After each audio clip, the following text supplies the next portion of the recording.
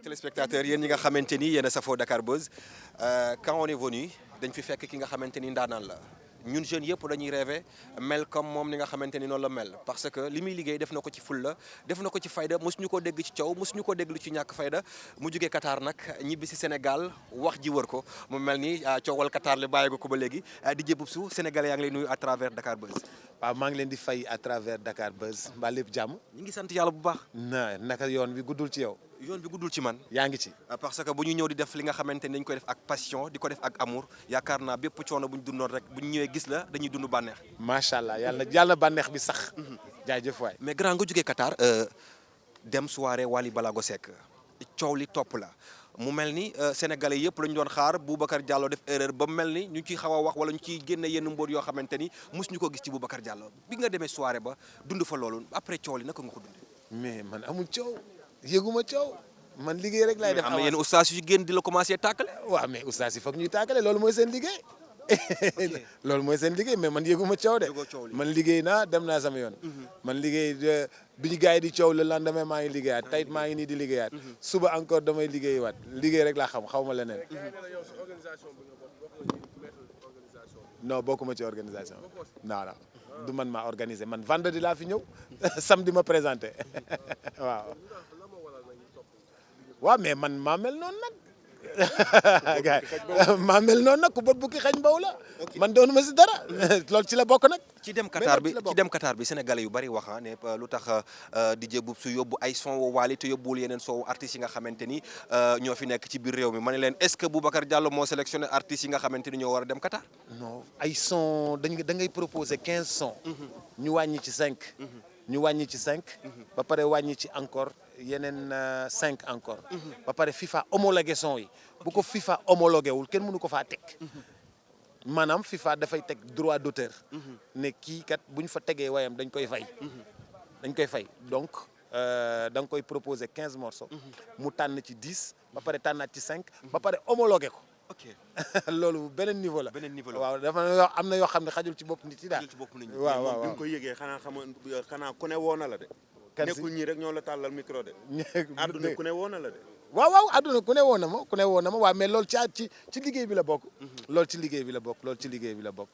Qu'est-ce qui fait la différence entre Boubacar Diallo et les autres animateurs parce que animateurs yu ci bari am nañ ci kër goo xamante ni fa lañ far mais yow dañu gis transparence ci liggéey bu la neexee nga nekk ak Wally bu la neexee nga nekk ak Pape Diouf artiste bu xewle daf lay woo ñu gis la sur scène te du yàq benn liggéey bi nga xamante ni moom ngay def. waaw mais loolu moo war a nekk liggéey animateur waroo far fenn. waroo da nga war a tëddee njaaxaanaay. su fekkee ne yow animateur bi da nga ne yow musicien bii mooy sama musicien moom rek. moom laa war a teg pendant 1 heure de temps ci rajo bi 1 heure d'horloge ci rajo bi su fekkee moom laa war a teg 1 heure d'horloge ci rajo bi kon animé to da ngay diffuser. ok animé tuloo de da ngay diffuser. tu diffuses seulement un artiste. mais tu n'animes pas et quand tu animes da ngay animer ak artistes yu bari. ku nekk nga diffuser morceau ku nekk nga teg morceau ku nekk morceau bi nag nga wax li tax nga teg ko. ok morceau bi dafa am lu tax nga teg ko. da ngay ne. par exemple bu fekkee ni par exemple Pape Diouf la démarré da ngay ne sourire bi moo tax ma teg morceau bi. arrangement bi moo tax ma teg morceau bi. musique bi nii mu mel moo tax ma teg morceau bi. su ma tegee Fatou Guewel ma ni li mu traditionnel moo tax ma teg ko. lu tax ma teg njaram lambut. ni mu traditionnel moo tax ma teg ko. su ma tegee Kiné Lam Corlair ma ne Corlair lee tax ma indi ko ci biir émission bi. mais du damay ñëw diffuser benn artiste di ko teg pendant 20 minutes 30 minutes ça se fait pas. mais est-ce que code yi nga xamante ni moom la animation di laaj jarul ñu jàngalaat ko ñi nga xamante ni ñoo di les jeunes talents bëgg a mel ni yéen. waaw en tout cas bu fekkee ni teg nga ko ci yoon. di nga dem fu sori de. bu fekkee ni teg nga ko ci yoon di nga dem fu sori et puis artistes yi dañ leen war a dimbali ñoom ñëpp. waruñu jàpp ñenn ñi yéegal leen ci kaw ñeneen ñi ñu toog boof ci kaw ñeneen ñi. xam nga fii la affaire yi kii tey rek mais bul fàtte ni démb amoon na affaire yu gënoon tar concurrence yu gënoon tar diggante Thione Seck Youssou Ndour Omar Pène looloo waral ëllëg si biir looloo jur ëllëg si concurrence bu tar boobu moo jur album ëllëg si biir concurrence bu tar boobu moo jur album bi nga xam ni Daddy Bibson def na ko ak Xuman Daddy Bibson ak Xuman dañoo xuloo ba ñu def album bi bu mu génnee ci bés bi lépp a jeex ci bés bi bu mu génnee lépp a jeex kon loolu ci la bokk. un mot pour la jeunesse sénégalaise. góorgóorlu liggéey. gars yi nañ liggéey de. liggéey gars yi nañ liggéey de liggéey chaque jour liggéey foo toll te bàyyi nelaw bu bari bi liggéey le matin liggéey le soir liggéey guddi boo ko amee tam nga liggéey foo toll da ngay liggéey. merci beaucoup grand jaajëfate merci. jéggale loolu la xam ci moom def naa ne xam ngeen fi may waxee waaw Boubacar merci beaucoup yàlla na la yàlla fay waaw di nuyu Sidaat nga xamante ni mooy jël émission bi en direct sur la RFM jërëjëf Sidaat Boubacar je donne la parole. ma leen di ñaan ngeen tàccu le grand frère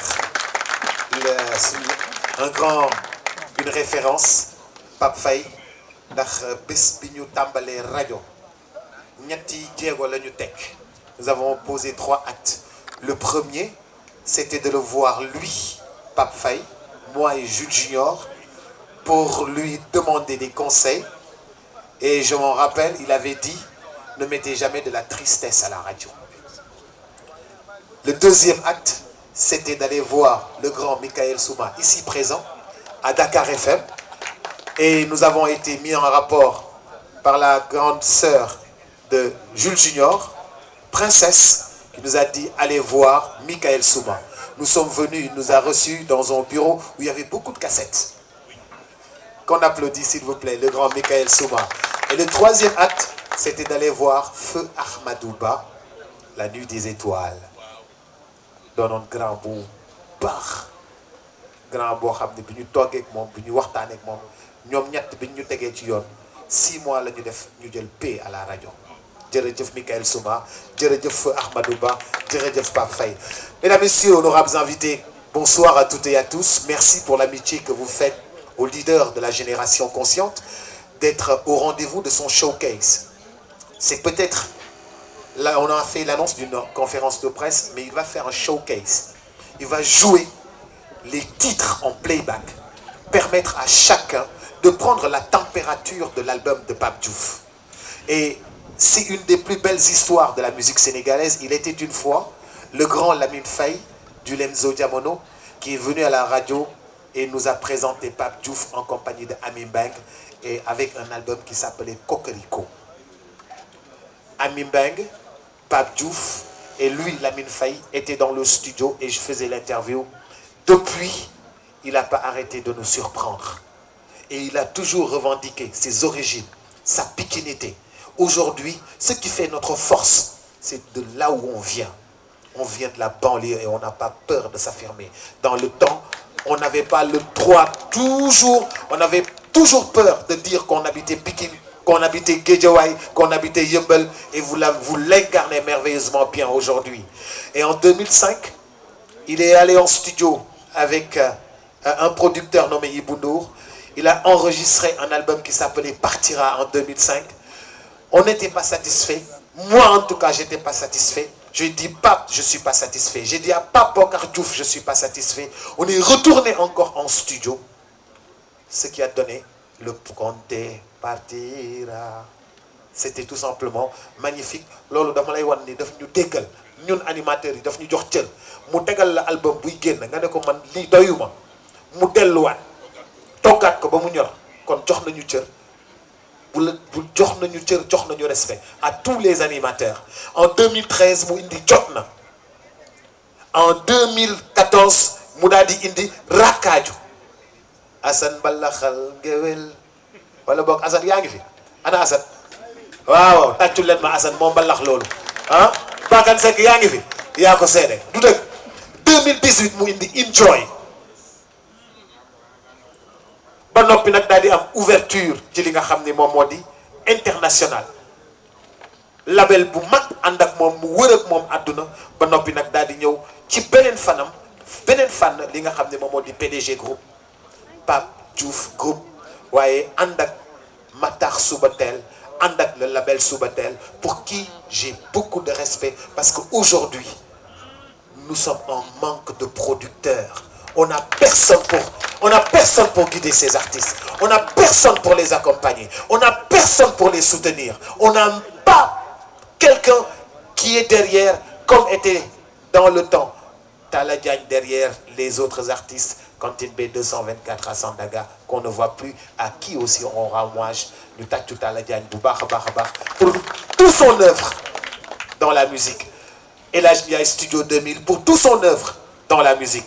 Pape, dañoo ñëw pour déglu la dama bëggoon wax sa lool rek waaye dañoo bëgg nga dugg dans le vif du sujet boo nuyoo ba noppi dugg boo dóoree ñetti morceau gars yi laaj question nga dóoraat ñetti morceau gars yi laaj question affaire bi neex ba pare parce que télévision yi site yëpp dañ ko bëgg a génnee tàccu leen ko mu dem waaye